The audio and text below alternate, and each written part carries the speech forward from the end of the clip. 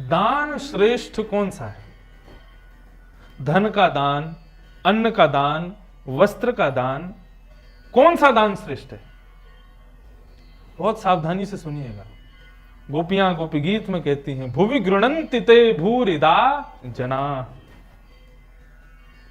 हे कन्हैया, इस संसार में यदि सबसे बड़ा दानी यदि कोई है, वो आपकी कथा गाने वाले कथाकार हैं। हमारी प्रशंसा की है गोपियों ने।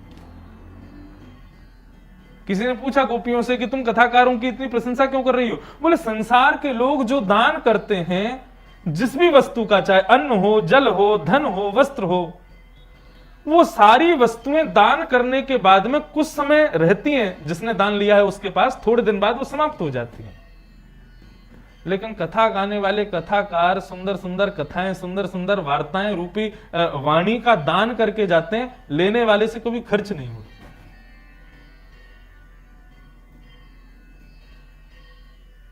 दान वो श्रेष्ठ है जो आपके पास से गया लेकिन सामने वाला उसको खर्च ही ना कर पाया, वो दान श्रेष्ठ है। और वो दान की श्रेष्ठता में सबसे ऊपर आता है ज्ञान का दान।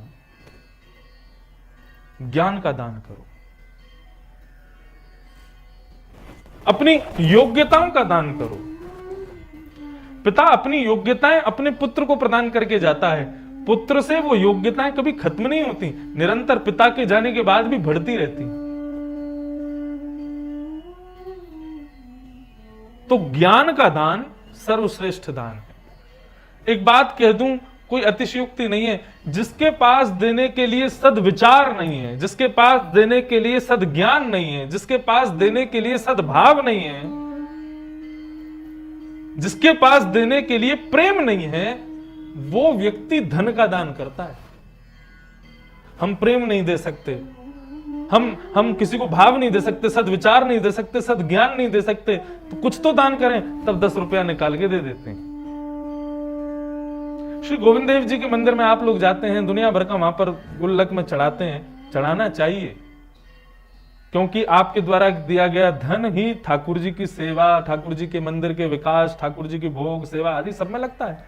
लेकिन उस धन से भी ज्यादा जरूरी है, जब गोविंद देव जी का दर्शन करने के लिए जाओ तो नेत्रों से ठाकुर जी को सदप्रेम का दान करो। आज की कथा बड़ी विशेष होने वाली है, क्योंकि आज की कथा में हम ये जानेंगे कि गोविंद देव जी का हजारों लोग दर्शन करने जाते हैं, लेकिन उन हजारों की भीड़ में श्री गोविंद देव जी किसको देखते हैं? पुजारी भी खड़ा है, मंदिर का सेवायत भी खड़ा है, मंदिर का चौकीदार भी खड़ा है, मंदिर में सारे सेवादार भी खड़े हैं, मंदिर में दुनिया भर के गरीब, अमीर, फकीर, ना जाने कैसे कैसे लोग सामने खड़े हैं। कोई बहुत धनवान है, किसी ने सुबह की रोटी नहीं खाई है, ऐसे लोग भी मंदिर में एक साथ खड़े हैं। लेकिन इन समस्त लोगों में श्री गोविंद देव जी के विशाल नयन किसको देख रहे हैं, ये हम आज की कथा में जानेंगे। तो कहने का अभिप्राय, लक्ष्य विहाय दातव्यम, देने का जब समय आवे तो लाख काम भी पास आवे तो छोड़ो, पहले दो, दान करो। आप लोग यहां कथा सुनकर के जाएंगे अपने अपने घर, घर के बच्चे, घर के बुजुर्ग, जो लोग नहीं आए वो आपको अंगड़ाइयां लेते हुए मिलेंगे, उबासियां मार रहे होंगे, सो के उठे होंगे, आंखें मीड़ रहे होंगे। सोई लेके बैठ जाओ और क्या करो? बोले जितना सुना कथा में सब जाके उनको सुना दो, ये सबसे बड़ा दान है। कथा सुनने के बाद में श्रोता बड़ा प्रसन्न होता है, तो वक्ता पूछता है कैसी लगी कथा? वो महाराज जी आनंद आ गया। अच्छा, क्या सुना आज की कथा में? बोले आनंद आया, बहुत अच्छी लगी, लेकिन सुना क्या ये मत पूछो, ये याद नहीं है कि आपने बोला क्या, लेकिन हाँ अच्छा लगा, अंदर से अच्छा लग रहा था सुनने। श्रोता के 4 लक्षण होते हैं। पहला सुख, दूसरा मीन, तीसरा चातक और चौथा हंस। बहुत ध्यान से सुनिए। श्रोता का प्रथम लक्षण होता है सुख, सुख यानी कि तोता। श्रोता मंगलमयी कथा को श्रवण करता है और श्रवण करने के बाद में तोते की तरह, तोता जो सुनता है उसी को तुरंत बोल देता है। बोलो तोता राम राम, तो तोता राम राम बोलता है। तो श्रोता कैसा होना चाहिए कि वक्ता के द्वारा कही गई संपूर्ण कथा को कानों से सुनकर के रट ले, याद कर ले, और फिर बाहर निकल करके जो लोग कथा में नहीं आ पाए हैं उनको जाकर के सुना दे। यह श्रोता का प्रथम लक्षण। श्रोता का द्वितीय लक्षण क्या है? मीन। मीन यानी कि मछली। अभी कोई आ जाए और आकर के आपका हाथ पकड़ करके कहे, अरे भाई चल बड़ी चौपड़ पे ना बहुत बड़ा एक फिल्म स्टार आया हुआ है, अब उसका कोई भी नाम समझ लो, कोई बहुत बड़ा राजा आया, कोई बहुत बड़ा मंत्री आया, प्रधानमंत्री आया, यही सोच लो। चलो प्रधानमंत्री जी सबको मिल रहे हैं बड़ी चौपड़ पे, तो यदि उनसे मिलने के प्रलोभन में आपने कथा छोड़ दी तो आप श्रोता नहीं। मतलब किसी अन्य वस्तु के प्रलोभन में कथा को छोड़ दिया जाए तो यह श्रोता का लक्षण नहीं है। मीन यानी कि मछली। मछली कैसी होती है? उसको कह दो कि तू एक काम कर, नदी से बाहर आ जा, मैं तेरे को दूध में रखूंगी, मैं तुझे दूध में रखूंगा। पानी सस्ता होता है, दूध महंगा होता है, तेरे को दूध में रखेंगे, तो क्या मछली दूध में जीवित रह पाएगी? आप उसको सरोवर से निकाल करके दूध में डाल दोगे ये कह करके कि ये दूध जल से ज्यादा महंगा है, जल से ज्यादा पौष्टिक है, मछली को दूध में डाल दोगे, मर जाएगी तड़प तड़प के। श्रोता ऐसा ही होना चाहिए। कथा उसके लिए जीवन होना चाहिए। कथा से विपरीत किसी अन्य वस्तु को प्रलोभन दे दिया जाए, चल आज राज मंदिर है, राजमहल है जहां पिक्चर चलती है राज मंदिर, महाराज बड़ा नाम था एक समय पे। मेरी सबसे बड़ी बहन जो है वो यही बनस्थली में पढ़ी है, तो हम लोग तब जयपुर आते थे, तो जब वापस जाते थे, छोटे छोटे थे, तो सब पूछते थे, ये कोई नहीं पूछता था गोविंद देव जी दर्शन किए कि नहीं, जयपुर गए राज मंदिर में कोई पिक्चर दिखी कि नहीं, इतना प्रसिद्ध है। कोई कह दे कि भाई कथा में जा रहे हो, उससे बढ़िया वो उसकी बड़ा फिल्म सितारा है, उसकी पिक्चर आई है, वो देखने चल रहे हैं, आप कहोगे भाई कथा का और वो समय तो एक ही है। अरे कथा तो होती रहती है, पिक्चर देखने चलते हैं। यदि उसके प्रलोभन में कथा का त्याग कर दिया तो आप श्रोता नहीं। श्रोता कैसा होता है? बोले कि उसको कथा से निकाल करके अन्यत्र कहीं और ले गए तो रो रो करके पागल हो जाए, बावड़ा हो जाए, बोले कि मुझे तो कथा ही चाहिए, वही मेरा जीवन है, कथा मात्रैक जीवनम। यह श्रोता का द्वितीय लक्षण होता है। पहला सुख, दूसरा मीन यानी कि मछली। श्रोता का तीसरा लक्षण होता है हंस। हंस में एक कला होती है जो और किसी पक्षी में नहीं होती। दूध और पानी मिला दिया जाए तो दुनिया की कोई ताकत उस दूध से पानी को दूर नहीं कर सकती। दूध पानी मिश्रित होने के बाद में एक हो जाते हैं, उनको कोई अलग नहीं कर सकता। लेकिन दूध पानी मिलाकर के हंस के सामने रख दिया जाए तो हंस दूध पी जाएगा, पानी छोड़ देगा। ये हंस की ताकत है, हंस का गुण है ये। श्रोता कैसा होना चाहिए? हंस के जैसा। आजकल सब जगह मिलावट आ रही है, मिठाइयों में मिलावट आ रही, दवाइयों में मिलावट आ रही, डॉक्टरों में मिलावट आ रही, इंजीनियरों में मिलावट आ गई, नेताओं में मिलावट तो हमेशा से ही रही है। और किस में मिलावट है? हर प्रोडक्ट में मिलावट है, कथाओं में भी मिलावट आ गई है। मैं किसी एक व्यक्ति विशेष का या किसी एक संप्रदाय का कोई मैं तिरस्कार नहीं कर रहा, लेकिन हमारे आध्यात्मिक चैनलों को पूरा दिन देख नहीं सकते आप। क्यों? उसमें भी मिश्रित होकर के कथाएं कही जाती हैं। कई वक्ता ऐसे ऐसे भाव कहते हैं कि सुनने का मन ही नहीं होता। तो सब जगह मिलावट आती है, लेकिन मिलावट भले ही वक्ता में हो, श्रोता में नहीं होना चाहिए। श्रोता कैसा होना चाहिए? बोले हंस के जैसा।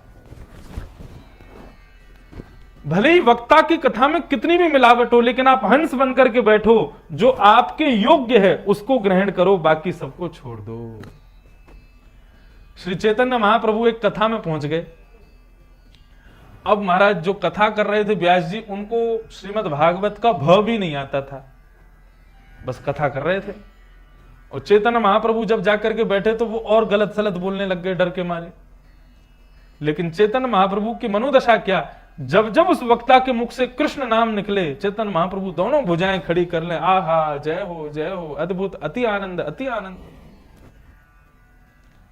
बाकी के बैठे हुए सब श्रोता कहने लगे व्यास जी बहुत अच्छी कथा कर रहे हैं, चेतन महाप्रभु दोनों भुजा उठा करके आनंदित हो रहे हैं। सबने चेतन महाप्रभु से कहा, बोले महाराज ये जिन वक्ता की कथा में आप उर्दबाहु होकर के आनंदित हो रहे थे, ये वक्ता तो श्रीमद् भागवत का प्रथम श्लोक भी शुद्ध उच्चारण नहीं करते और आप इतने आनंद से कथा सुन रहे थे। चेतन महाप्रभु का कितना सुंदर भाव, वे कहते हैं कि मैं वक्ता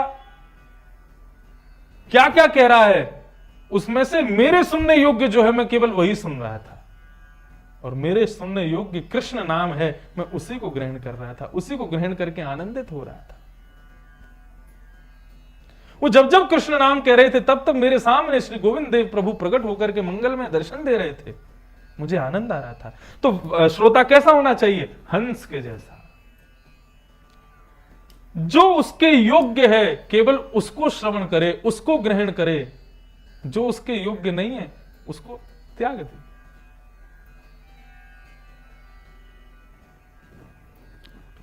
और चौथा और अंतिम लक्षण क्या है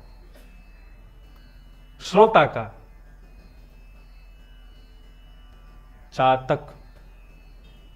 ये चातक पक्षी एक होता है, ये हिमालय में पाया जाता है। आप सुबह सुबह 4 साढ़े 4 बजे यदि हिमालय की किसी कंदरा में पहुंचे हैं, उत्तराखंड में, हिमाचल में कहीं हो, तो सुबह सुबह 4 साढ़े 4 बजे आपको एक पक्षी की आवाज आएगी। और वो पक्षी कैसे बोलता है? प्यासा हूं, प्यासा हूं, प्यासा हूं, प्यासा हूं। उसकी ऐसी आवाज रहती है और हर बार प्यासा हूं बोलने में उसका आधा स्वर ऊंचा जाता है। प्यासा हूं, प्यासा हूं, प्यासा हूं, ऐसे चिल्लाता है चातक। जब वो सुबह सुबह चिल्लाता है तो बाकी के पक्षी अपने कान बंद कर लेते हैं, बोले ये और सुबह सुबह हमारे यहां शुरू हो जाता है, सोने नहीं देता, प्यासा हूं प्यासा हूं। कुछ पक्षी चिल्ला के पड़ते हैं, अरे सुबह सुबह चिल्ला रहा है प्यासा हूं प्यासा हूं, इतने सारी नदी बह रही हैं, इतने सारे तालाब पोखर सब भरे पड़े, पी लेना जाके पानी, क्यों नहीं पीता? सुबह सुबह परेशान करता है। चातक के नेत्रों से आंसू बहने लगते हैं, बोले नदी का जल, सरोवर का जल, कुंड का जल मेरी प्यास नहीं बुझाएगा। बोले कैसे बुझेगी तेरी प्यास? बोले सावन का महीना आएगा, काले काले बादल आकाश में आकर के जब गरजेंगे, वो मेरे प्रियतम है, मैं उनसे प्रेम करता हूं, और मेरा प्रियतम जब गरज के बरसेगा, उसकी पहली बूंद को जब अपने मुख में मुंह खोल करके आकाश की तरफ करके लूंगा, तब मेरी प्यास बुझेगी। चातक पक्षी के समान श्रोता होना चाहिए। उसका हृदय अति दुखी है। सब लोग मुंह देख करके कहते हैं उतरे उतरे लगते हो, चेहरा देख करके ऐसा लगता है बहुत टेंशन में हो। एक काम करो, तुम ना वो एक इन्फ्लुएंसर है, एक बहुत बड़ा मोटिवेशनल स्पीकर है, उसको सुनो जाके। तुम एक काम करो, तुम वहां जाकर के बैठो, मेडिटेशन करो, तुम वहां जाके योगा करो, तुम वहां जाकर के ये करो। लेकिन चातक पक्षी के समान ये सारे नदी पोखर हैं। मेडिटेशन हो गया, यो सब करना चाहिए, मैं किसी का मना नहीं कर रहा, करो बढ़िया, लेकिन मन की शांति के लिए, मन की प्यास बुझाने के लिए चातक पक्षी के समान बनिए। आपके लिए श्रीमद् भागवत की कथा ही मेघमालाओं की वर्षा के समान का जल होना चाहिए। उसी से मेरी प्यास बुझेगी, उसी से मेरा हृदय शांत होगा, नहीं तो मेरा हृदय शांत नहीं होगा। अनंत श्री विभूषित हमारे भारतवर्ष में जिन्होंने एक अद्भुत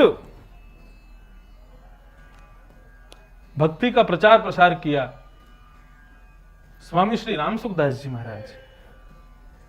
आप सबने नाम सुने होंगे, उनका दर्शन नहीं है, कहीं भी चित्र नहीं है, श्री स्वामी श्री राम सुखदास जी महाराज। हे नाथ मैं आपको भूलूं नहीं, ये उन्हीं का वाक्य है। उनका एक वाक्य और कहते थे वो कि भाई भक्ति केवल इतनी तक सीमित रखो। कितनी तक? बोले जब जब घर से निकलो गोपाल जी को बता के जाओ हम वहां जा रहे हैं, इस काम से जा रहे हैं, और जब जब घर लौट के आओ तो गोपाल जी को बताओ हम आ गए हैं, वहां गए थे, ऐसा ऐसा हुआ था। बोले घर में किसी से मत बोलो, जाते समय ठाकुर जी को खटखटा के जाओ, आके फिर ठाकुर जी को खटखटा दो। इतना मात्र करने से तुमको वैकुंठ जाने से कोई नहीं रोक सकता, श्री राम स्वामी राम सुखदास जी महाराज कहते थे। बोले ठाकुर जी को घर के सदस्य के समान अपनी सब वार्ताएं सुनाओ। तो स्वामी श्री राम सुखदास जी महाराज चातक पक्षी के उद्धरण में एक बात कहते थे कि एक बार चातक पक्षी वृक्ष पर बैठ करके प्यासा हूं प्यासा हूं प्यासा हूं चिल्ला रहा था। तभी एक शिकारी ने धनुष बाण लेकर के संधान किया और जैसे ही बाण छोड़ा है तो चातक पक्षी उस डाल पर से नीचे गिरने लगा। प्यासा हूं कहता हुआ, यानी कि अपने प्रियतम के मिलने की इच्छा में मृत्यु को प्राप्त हो रहा था। जैसे ही मरने लगा तो मरता मरता अपने पुत्र से कहता है, चातक बेटा मैं आज अपने प्रियतम के स्मरण करते करते अपने प्राणों का परित्याग कर रहा हूं, लेकिन याद रखना मेरी मृत्यु के बाद मेरा तर्पण इस गंगा के जल से मत करना। ये नीचे जो गंगा का जल बह रहा है इससे मेरा तर्पण मत करना। पुत्र कहता है, पिताजी तो फिर क्या करूं? बोले, जब जब काले बादल आवे बरसें और उनका जल मेघमालाएं बनकर के जब गिरे पृथ्वी पर, उस जल को अंजलि में लेकर के मेरा तर्पण करना।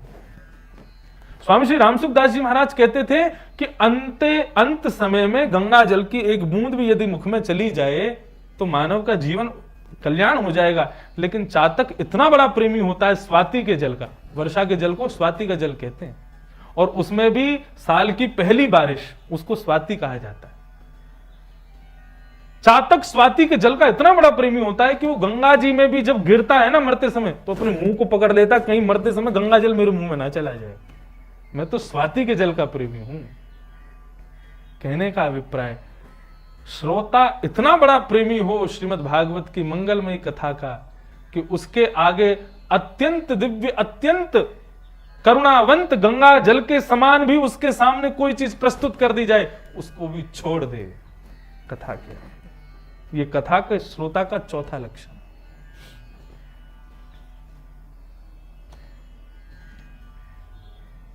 तो लक्षव्यहाय दातव्यम, इस विषय पे हम चर्चा कर रहे थे। लाख काम छोड़ो, पहले दान करो, पहले दे दो। 100 काम छोड़ करके भोजन करना चाहिए, 1000 काम छोड़ के स्नान करना चाहिए, लाख काम छोड़ करके दान करना चाहिए। लेकिन कोटिम तक्त्वा हरिम भजेत, करोड़ काम छोड़ो, पहले हरि का भजन करो। ठाकुर जी की कथा सुनने का समय हुआ है, हरि की भजन करने का समय हुआ है, ठाकुर जी के मंगल में दर्शन करने का समय हुआ है। उस समय यदि करोड़ काम भी आवे तो उनको छोड़ दो, पहले ठाकुर जी का दर्शन करो। अरे कहां तक कहें, स्नान को भी छोड़ दो, पहले ठाकुर जी का दर्शन करो। मंगला होती है, हर मंदिर में मंगला होती है, तो आधे से ज्यादा लोग कोई जरूरी नहीं स्नान करके ही जामे, बिना स्नान के पहुंच जाते। कई लोग उठ के पहुंच गए, ये कम है क्या कलिकाल में? कई लोग पूछते हैं, बोले उसमें कोई दोष है हमारा? दोष तो कोई नहीं है, ठाकुर जी का दर्शन होना चाहिए कैसे भी हो। कोटिम तक्त्वा हरिम भजेत, करोड़ काम छोड़ करके ठाकुर जी का भजन करो। जीवन में केवल एक वस्तु यदि सुधार लें हम, तो हमारा संपूर्ण जीवन सुसज्जित हो जाएगा। और वो एक काम क्या है? देखिए, सत्संग में यहां पर किसी को बताया नहीं गया था कि भाई यहां कथा कहां हो रही है, कैसे हो रही है, क्या हो रही है। फिर भी आप लोग इतनी संख्या में आ गए हो, जाने कहां से ढूंढ धाड़ के, उसके लिए आप सबका स्वागत है। सत्संग में आने से लोग बचते हैं। बचो, खूब बचो, बिल्कुल मत आओ।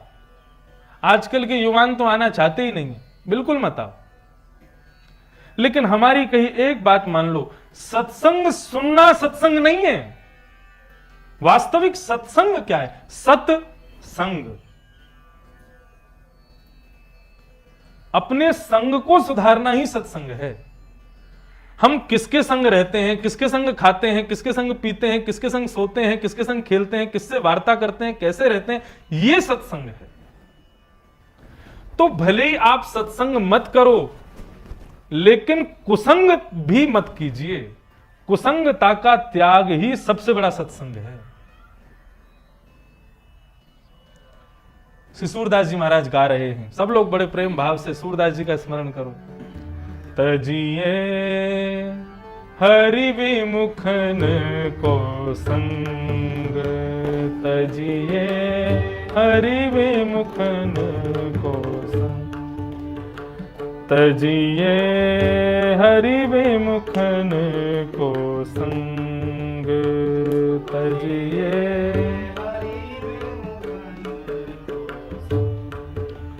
तजिए हरि विमुखन को संग, तजिए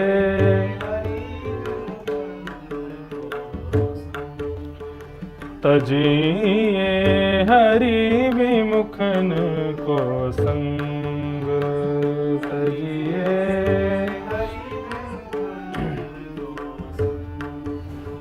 कैसे इनको संग छोड़ना है? जिनके संग कुमति उपजत है, जिनके संग, जिनके संग कुमति उपजत है, जिनके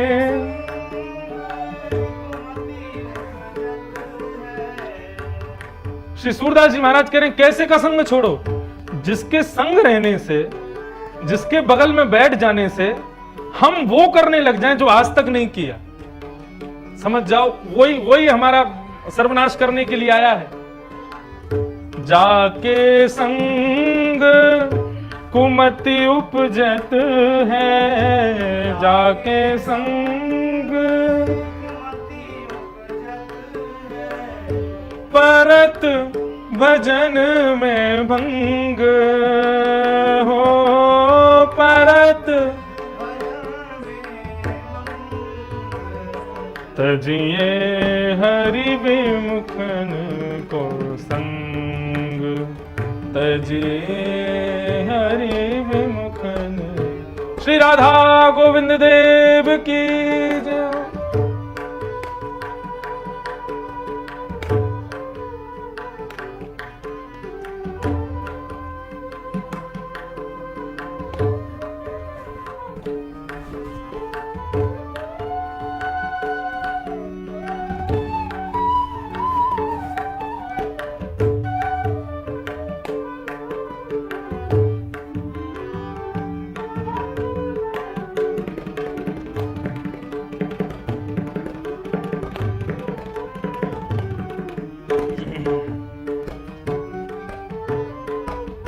भागवत 4 शब्द हैं।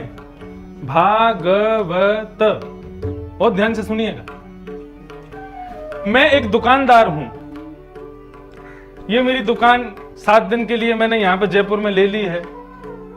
आप सब खरीदार हो, मुझसे खरीदने के लिए आए हो सवेरे सवेरे। ये दुकान केवल 2 ही घंटे के लिए खुलती है, 5 से 7 बजे तक के लिए खुलेगी। और यहां खरीदने के लिए केवल 4 चीज ही मिलेंगी। भागवत, भा यानी कि भक्ति, ग यानी कि ज्ञान, व यानी वैराग्य, और त यानी त्याग। यह आपके ऊपर निर्भर करता है, आप क्या खरीदना चाहते हो। मेरी तो आप कहोगे नहीं, ज्ञान भी नहीं खरीद सकते हम, तो फिर तीसरी चीज है मेरे पास देने के लिए, वैराग्य। वैराग्य ले लीजिए। भागव, वा से वैराग्य। वैराग्य के लिए क्या देना पड़ेगा?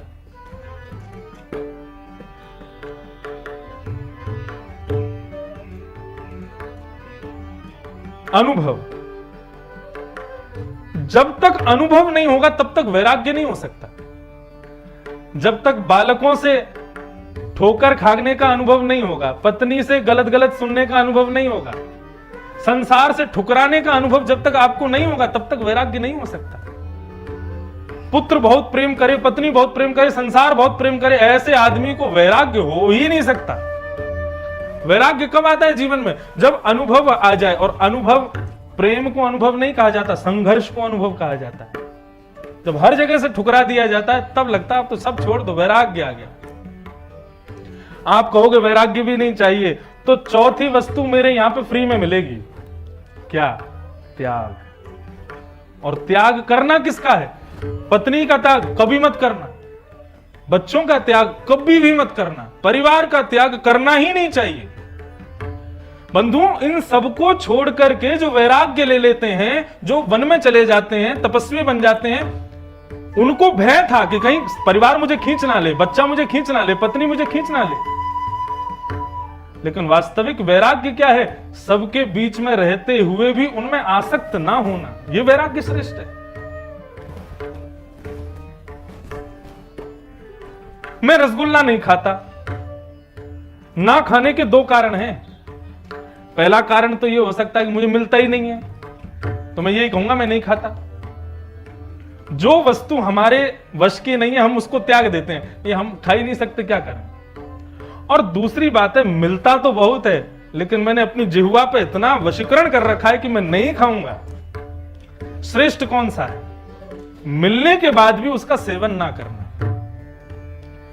संसार में रहने के बाद भी, परिवार में रहने के बाद भी, और परिवार के प्रति आसक्ति ना होना, यह श्रेष्ठ है कि परिवार को छोड़ करके वैरागी हो जाना, यह श्रेष्ठ है। परिवार में रह करके भी उनमें आसक्त ना होना, यह श्रेष्ठ है।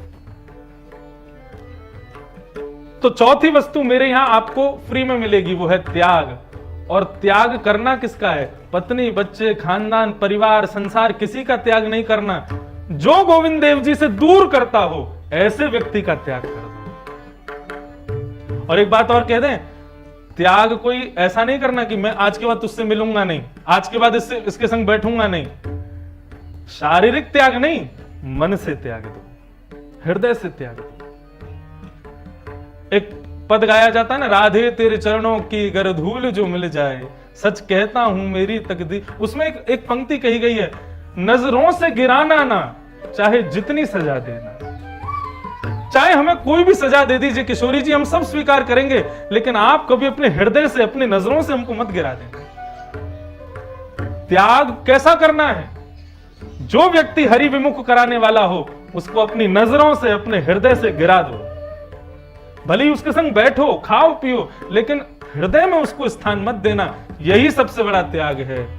तजिए हरि विमुखन को संग, तजिए हरि विमुखन को संग। सूरदास जी कह रहे हैं, कहा होत पै पान कराए, कहा होत पै पान कराए। आपको मेरी आवाज आ रही है सबको?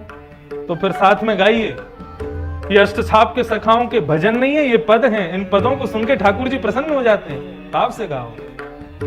कहा होत पै पान कराए, कहा होत पै पान कराए, विष नहीं तजत भुजंग हो,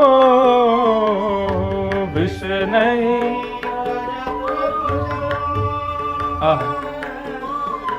सूरदास जी कह रहे हैं, आप कोशिश कर रहे हो बगल वाले को ये सुधर जाए, सुधर जाए, सुधर जाए। अरे महाराज, सांप को कितना भी दूध पिलाओ वो विष उगलना छोड़ता नहीं है। विष नहीं तजत भुजंग। आप सोचो कि मैं इसको सुधार दूं, खूब प्रयास करने के बाद भी ना सुधर रहा है, फिर भी लगे हुए उसके साथ। सूरदास जी कह रहे हैं वो सर्प के समान है, तुम कितना भी दूध पिलाओ वो डसेगा तो विष ही निकलेगा उसके भीतर से। विष नहीं तजत भुजंग हो, विष नहीं।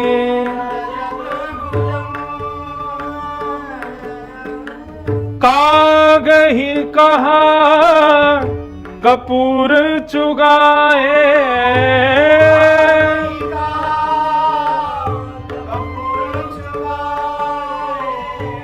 कौवे को कपूर खिलाने से गोरा हो जाएगा या उसकी जिह्वा में मिठास आ जाएगी? नहीं आएगी।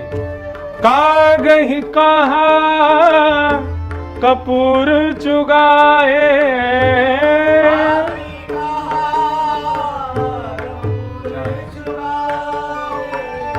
स्वान नहाए गंग हो, स्वान नहाए। स्वान सुगर, उसको छूने से नहाना पड़ता है, लेकिन सुगर को गंगा जल से नहा दो तो छूलोगे उसको? नहीं छूलोगे, तो भी अपवित्र ही रहेगा। स्वान नहाए गंग हो, स्वान मन नहाए गंगा, ओ तजिए हरि विमुखन को संग, तजिए हरि विमुखन,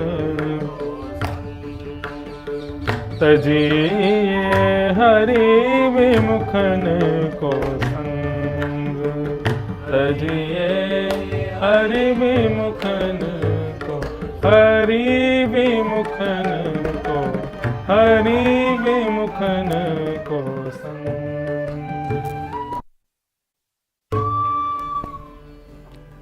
सूरदास कारी कामर पे चढ़े न दूजो रंग, मुखन को संग। तो बंधु मेरी एक बात आज सुन के चले जाइएगा, सत्संग करो मत करो, गोविंद देव जी दर्शन करो मत करो, तीर्थ यात्रा करो मत करो, कोई फर्क नहीं पड़ता। लेकिन यदि सत्संगी बनना चाहते हैं, अपने जीवन का कल्याण चाहते हैं, तो जो व्यक्ति हरि विमुख कराने वाला हो उसको छोड़ दीजिए, उसका त्याग कर दो। इस प्रकार कोटिम तक्त्वा हरिम भजे, करोड़ काम छोड़ के हरि का भजन करना चाहिए। हम लोग श्रीमद् भागवत के एकादश स्कंद में विद्यमान नवयोगेश्वर संवाद सुन रहे हैं। इस नवयोगेश्वर संवाद को कहा जाता है भागवत धर्म। क्या कहते हैं? भागवत धर्म। भागवत का अर्थ क्या होता है? भगवान के भक्त, उनको कहा जाता है भागवत। जैसे कि हम कभी कभी संतों को एक उपाधि देते हैं, वो परम भागवत है, मतलब परम भक्त हैं भगवान के। तो भगवान के भक्त को भागवत कहा जाता है और भक्तों के भगवान को भी भागवत कहा जाता है। श्री गोविंद देव जी भी भागवत हैं और उनका दर्शन करने वाले भक्त भी भागवत हैं, उनको भागवत कहते हैं। तो इस भागवत धर्म का हम लोग निरूपण सुन रहे हैं। निमि महाराज नव योगेश्वरों से प्रश्न कर रहे हैं और योगेश्वर उनका उत्तर दे रहे हैं। कल पहला प्रश्न किया था कि भागवत धर्म क्या है, अपने कल्याण का अतिश्रेष्ठ मार्ग मुझे बताइए, मानव अपना कल्याण कैसे करे। तो मानव कल्याण हेतु कवि नाम के 9 योगेश्वरों में सबसे बड़े योगेश्वर का नाम है कवि। कवि योगेश्वर ने 2 उपाय बताए। पहला उपाय तो बताया, जो कुछ भी करो जीवन में उसका श्रेय ठाकुर जी को अर्पित कर दो। करोमि यत् यत् सकलम परस्मै नारायणायेति समर्पयामि। हम जो कुछ भी करें उसका श्रेय श्री गोविंद देव जी के चरणों में अर्पित कर दो। कल की कथा में मैंने बताया, श्री गोविंद देव जी के चरणारविंद एक बैंक हैं। हम जो कुछ भी श्रेष्ठ कर्म करते हैं उनके श्री चरणों की बैंक में उसको जमा कर दो। अपने पास रखोगे तो खर्च हो जाएगा और चोरी होने का भी डर होगा, बैंक में जमा रखोगे तो सुरक्षित रहेगा। इसलिए जो कुछ भी हमने श्रेष्ठ किया उसका फल गोविंद देव जी को अर्पित कर दो। जब हमारी बहुत जरूरत होगी गोविंद देव जी अपने आप हमारे उस पुण्य को लागू कर देंगे। इसको जरूरत है मैं दे देता हूं। दूसरा उपाय बताया, अपनी आंखों के आगे दिखने वाली प्रत्येक वस्तु को भगवत स्वरूप मानो। संभव है? नहीं, बहुत कठिन है। सब में भगवान को देखना बहुत कठिन है।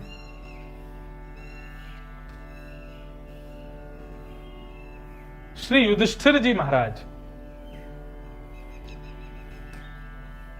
उनका नियम था, वो जहां कहीं भी पीला वस्त्र देखते थे, पीतांबरी देखते थे, पीतांबरी देखते ही साष्टांग हो जाते थे। जय हो मेरे गोविंद देव, जय हो मेरे वृंदावन बिहारी, जय हो मेरे द्वारिकाधीश कहकर के प्रणाम करते थे। एक बार कौरवों ने सोचा, छोटे बचपन की बात थी, एक बगीचे में घूम रहे थे युधिष्ठिर जी, तो कौरवों ने एक लीला की। युधिष्ठिर को नीचा दिखाने के लिए गधे को पीले कपड़े में ढक करके और बगीचे में खड़ा कर दिया। युधिष्ठिर जी महाराज जैसे ही वहां से निकलने लगे, उस गधे के पीली पीतांबरी पीत वस्त्र को देख करके युधिष्ठिर जी साष्टांग दंडवत हो गए। जय हो मेरे द्वारिकाधीश, जय हो वृंदावन बिहारी लाल, जय हो श्री राधा रमन लाल, मैं प्रणाम करूं। कौरव इतने में हंसने लगे। बोले देखो युधिष्ठिर गधे को प्रणाम कर रहा है। अरे पूरे हस्तिनापुर में बात फैला देना युधिष्ठिर सुबह सुबह गधे को प्रणाम करता है। युधिष्ठिर जी मुस्कुरा करके कहने लगे, बोले महाराज मैंने गधे को प्रणाम नहीं किया, मैंने द्वारिकाधीश को प्रणाम किया।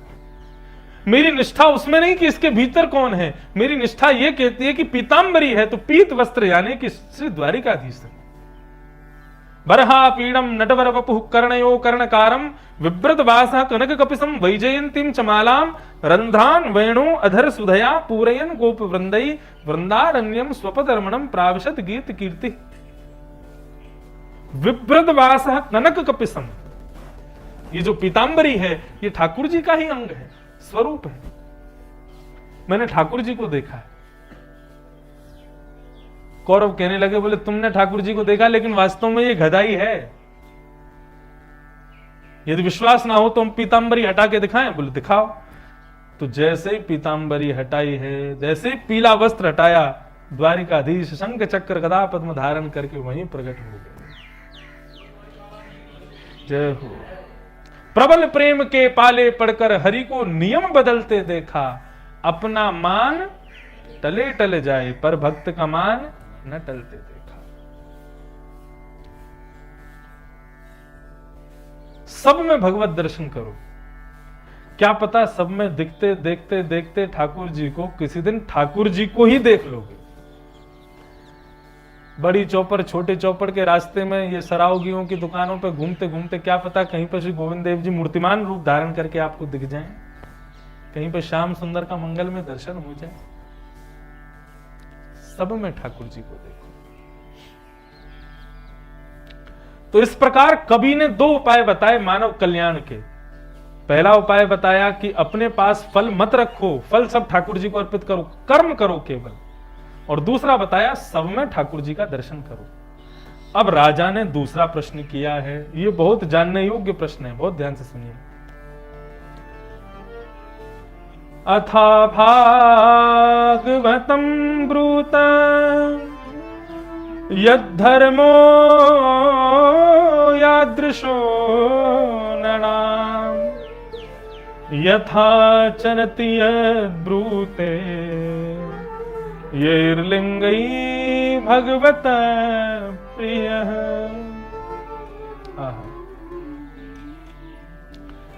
राजा निमि कहते हैं, आपने मुझे भागवत धर्म बताया, मैं बहुत प्रसन्न हूं सुन करके, लेकिन अब मैं जानना चाहता हूं परम भागवत होते कौन है, और उसमें भी मैं ये जानना चाहता हूं भगवत प्रियाः, श्री गोविंद देव जी को जो प्रिय होते हैं ऐसे भक्तों के लक्षण कौन से होते हैं, जिनको देख करके ठाकुर जी के नेत्र सजल हो जाएं, जिनको देख करके ठाकुर जी के चेहरे पे प्रसन्नता आ जाए, ऐसे भक्तों के लक्षण क्या हैं, आप हमें बताओ। एक बार बाई साहब श्री मीराबाई गोवर्धन पधारी। गोवर्धन में श्रीनाथ जी विराजते थे, तब नाथ द्वार में नहीं थे, गोवर्धन में बैठते थे। तो मीराबाई परम भक्ता, वो तो जैसे ही ठाकुर जी के भवन में पहुंचती, ठाकुर जी को देखते ही गाने लग जाती, नृत्य करने लग जाती। भक्त का यह भी लक्षण है, लिख लीजिएगा, याद रखिएगा इस बात को। वाग गदगदा द्रवते यस्य चित्तम रुदत्य भिक्षणम हसति क्वचिच्च विलज्ज उद्गायत नृत्यते च मदभक्ति युक्तो भवनम पुनातु। स्वयं श्री गोविंद देव जी परिचय दे रहे हैं अपने भक्तों का। मेरा भक्त कौन है? बोले मेरी कथा सुनकर के, मेरा स्मरण करके वाग गदगदा, जिसकी बोलते बोलते वाणी जो है वो गदगद हो जाए। द्रवते यस्य चित्तम, बोलते बोलते जिसका कंठ अवरुद्ध हो जाए, बोलना बंद हो जाए, कि कोई पूछे क्या हो गया तो बोलना निकल पावे। रुदत्य भिक्षणम हसति क्वचिच्च, मेरा स्मरण करके कभी रोने लग जाए, मेरा स्मरण करके कभी हंसने लग जाए। और विलज्ज उद्गायत नृत्यते च, मेरा कीर्तन सुनते ही लज्जा रहित होकर के, शर्म छोड़ करके, दोनों भुजाएं उठा करके जो नृत्य करने लग जाए, ये समझ लेना मद भक्ति युक्तो, वो मेरा भक्त है। भुवनम पुनातु।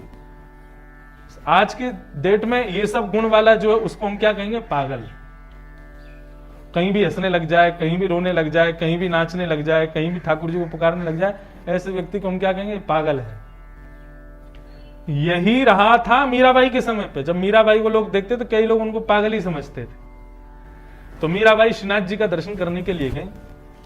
श्रीनाथ जी की मंगलमयी छवि देख करके मीराबाई रुक नहीं पाई और महाराज पग घुंघरू बांध मीरा नाची, नृत्य करने लग गए, गाने लग गए।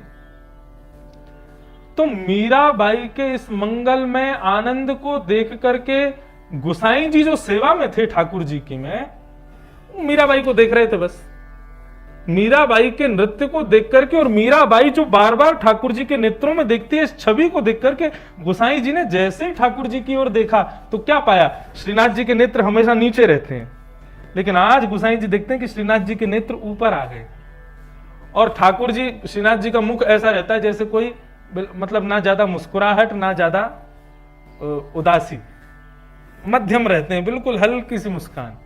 लेकिन आज मीराबाई को देख करके कपोल लाल लाल पड़ गए ठाकुर जी की ये मुस्कुराहट। उस छवि को देख करके गोसाई जी रह नहीं पाए। आज भी नाथद द्वार में ठाकुर जी की गले की माला, ठाकुर जी का बीड़ा प्रसाद केवल वल्लभ बालकों को दिया जाता है और दर्शनार्थियों को देने का अधिकार नहीं है। लेकिन गोसाई जी इतने प्रसन्न हो गए ठाकुर जी के चेहरे पर इस अद्भुत दृश्य को देख करके, उन्होंने तुरंत श्रीनाथ जी की माला और बीड़ा प्रसाद एक पत्तल में लपेट करके मीराबाई को अर्पित कर दिया। अब मंदिर परिकर के और लोगों ने जब ये दृश्य देखा तो सबने गोसाई जी से जाकर के अपनी शिकायत की, बोले आज आपने गलत किया। हमारे यहां का नियम है कि ठाकुर जी की गले की माला और बीड़ा प्रसाद सबको नहीं देना चाहिए। ये शब्द प्रयोग कर दिए कि एक नाचने वाली गाने वाली को आपने ठाकुर जी की गले की माला दे दी। गोसाई जी बड़े दुखी हुए। गोसाई जी बोले तुम ये देख रहे हो कि वो एक नाचने वाली है, वो एक गाने वाली है, तुम ये विचार नहीं करते कि उसके नृत्य से, उसके गान से हमारे ठाकुर जी प्रसन्न हो गए। हमारे ठाकुर जी के मुखमंडल पर एक अद्भुत प्रसन्नता आ गई। इस बात से फर्क नहीं पड़ता। मीराबाई कहती है, मीराबाई को लोग कहते हैं कि तुम बढ़िया साड़ी पहना करो, बढ़िया आभूषण पहना करो, बढ़िया केशों को सुंदर सजा के रखा करो, ये क्या जोगी भेष क्यों धारण करती हो? मीराबाई कहती हैं, जिन भेषा मारो सांवरो रीझे, जिन भेषा मेरो गिरधर रीझे, मैं तो सो ही भेष धरूंगी हो, मैं तो सो ही भेष धरूंगी हो, मैं बैरागन हूंगी, मैं बैराग हाँ हूंगी, मैं बैरागन हूंगी। हमारे पूज्य नाना जी पंडित श्री कृष्णलाल शास्त्री जी बड़े अच्छे भागवत के वक्ता थे। वो एक बात कहा करते थे, बोले लाला, कथा कहते कहते यदि किसी भक्त का स्मरण कथा में हो जाए तो यही मानना चाहिए कि अज्ञात रूप से, अनुपस्थित रूप से, एक दिव्य चेतना के रूप से वो भक्त कथा में बैठा है, इसलिए उसका स्मरण हो रहा है। तो आप सबकी भीड़ के पीछे पेड़ से सिर लगा के शायद बाई साहब भी यहां पर बैठी हैं, उनका स्मरण हो रहा है। प्रेम से, भाव से, मीराबाई का ये भाव सब लोग गाओ।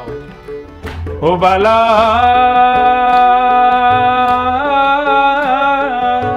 मैं बैरागन हूंगी, मैं बैरागन हूंगी, मैं बैरागन हूंगी, मैं बैरागन हूंगी, ओ जिन भेषा मारो गिरधर रीझे, जिन भेषा मारो, जिन भेषा मारो सांवरो रीझे, जिन भेषा मारो, मैं तो सो ही भेष धरूंगी हो, मैं तो हो, मैं तो सो ही भेष धरूंगी हो, मैं तो सोई भेष हो, मैं बैरागन हूंगी, मैं बैरागन हूंगी, मैं बैरागन हूंगी,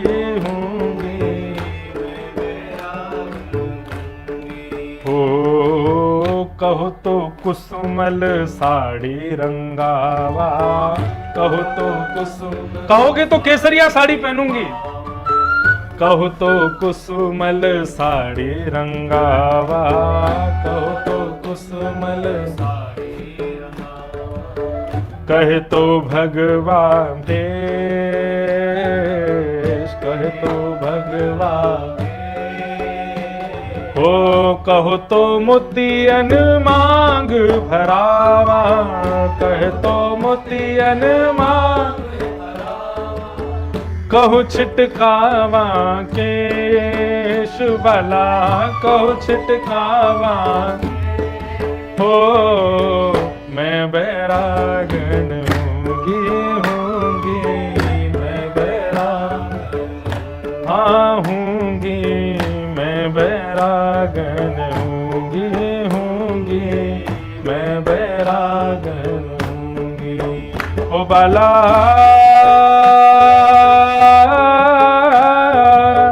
मैं बैरागन हूंगी, मैं बैरागन हूंगी, मैं बैरागन हाँ हूंगी, मैं बैरागन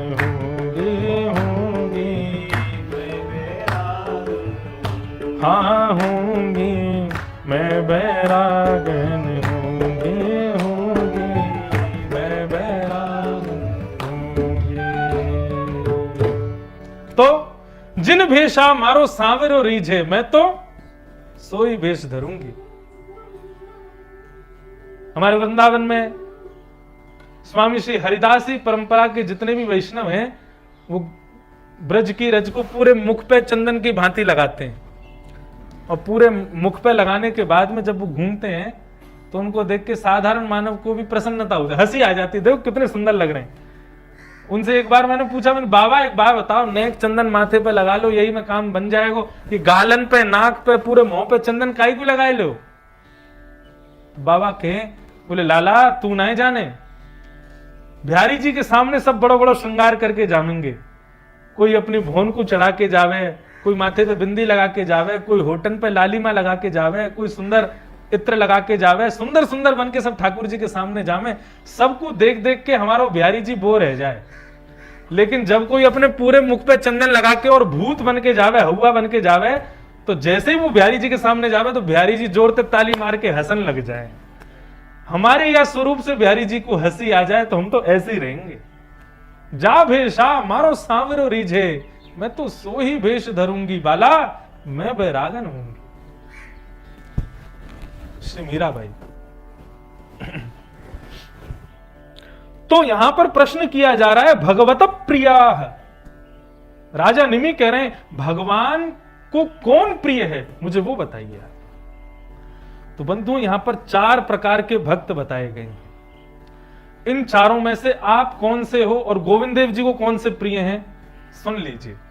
यदि आप इन चारों में से कोई ऐसे हो जो गोविंद देव जी को प्रिय नहीं है, तो बनने का प्रयास करो कि हम वो बने जो ठाकुर जी को प्रिय है। देखिए, भक्ति अपनी प्रसन्नता के लिए नहीं होनी चाहिए, वो स्वार्थ माना जाता है। भक्ति ठाकुर की प्रसन्नता के लिए होनी चाहिए। हम भक्त इसलिए नहीं बने हमारा कल्याण हो जाए। अरे मानव बन गए, इससे बड़ा कल्याण क्या वो लोग नहीं करते जो विलायत में रहते हैं, जो अमेरिका वगैरह में रहते हैं? वो लोग भी तो बड़े उच्च कोटि के बिजनेसमैन बन करके खूब धन आदि कमा करके वो भी अपना कल्याण कर लेते हैं। कल्याण करने को तो सुकर कुकर भी अपना कल्याण करते हैं, लेकिन हम लोगों के पास में एक दिव्य भक्ति की पराकाष्ठा हमें प्राप्त है, इससे अपना कल्याण मत करो। ये ठाकुर जी चाहते हैं कि तुम मुझे अपनी भक्ति से मुझे प्रसन्न करो, इसलिए हमको भक्त बनाया है।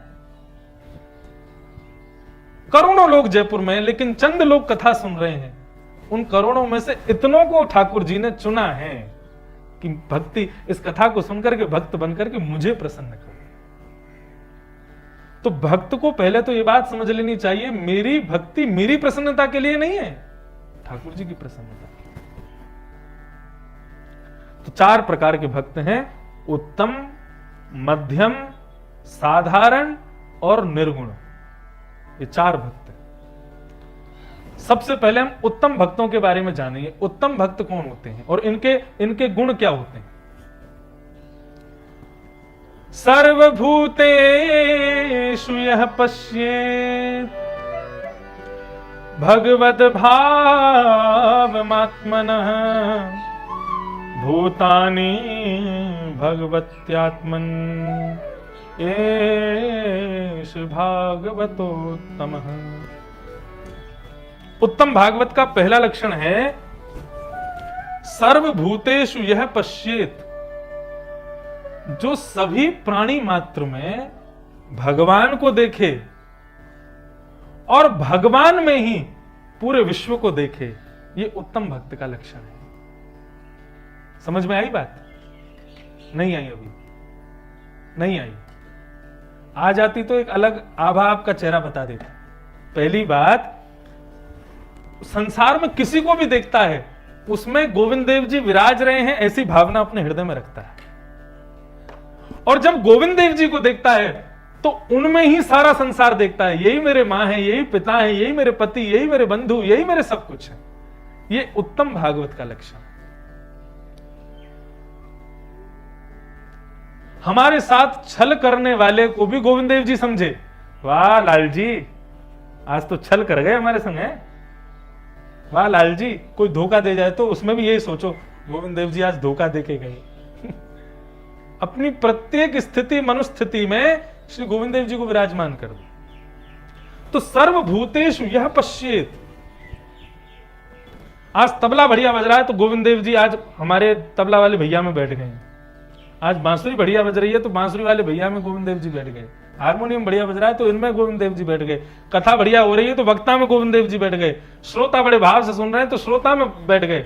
और कथा सुनते सुनते कोई सो जाए तो सोचो गोविंद देव जी थकार के वहां में बैठ के सो भी गए। सब में ठाकुर जी हैं। इस प्रकार एक व्यक्ति था, उसके खेत से रोज खरबूज चोरी होते थे। बारिश आ रही है क्या?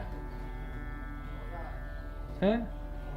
बौछार आ रही है, देवता प्रसन्न रह रहे हैं। तो एक व्यक्ति